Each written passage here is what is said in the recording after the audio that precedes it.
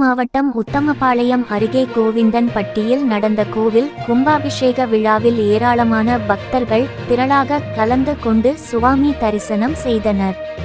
தேனி மாவட்டம் உத்தமபாளையம் அருகே உள்ள கோவிந்தன்பட்டியில் நூற்றாண்டு பழமை வாய்ந்த பாமா ருக்மணி கோவிந்தசாமி திருக்கோவிலில் 18 ஆண்டுகளுக்கு பிறகு புனரமைப்பு பணிகளை மேற்கொண்டு கும்பாபிஷேக குடமுழக்கு விழாவினை மிக விமர்சையாக நடத்தினார்கள். விழாவில் முக்கிய நிகழ்வாக இன்று யாகசால பூஜைகளையும் விக்னேஸ்வரா பூஜைகளையும் நடத்தியதைத் தொடர்ந்து மங்கள வாத்தியம் முழங்க கடம் புறப்பாடு நிகழ்ச்சியை நடத்தி புனித நீரினை ஊர்வலமாக எடுத்து சென்று விமான கோபுர கலசத்திற்கு ஊற்றினார்கள். விழாவில் கலந்து கொண்ட ஏராளமான பக்தர்கள் கோவிந்தா கோவிந்தா கோஷங்கள் முழங்க கும்பாபிஷேக விழாவில் கலந்து கொண்டு சுவாமி தரிசனம் செய்தனர்.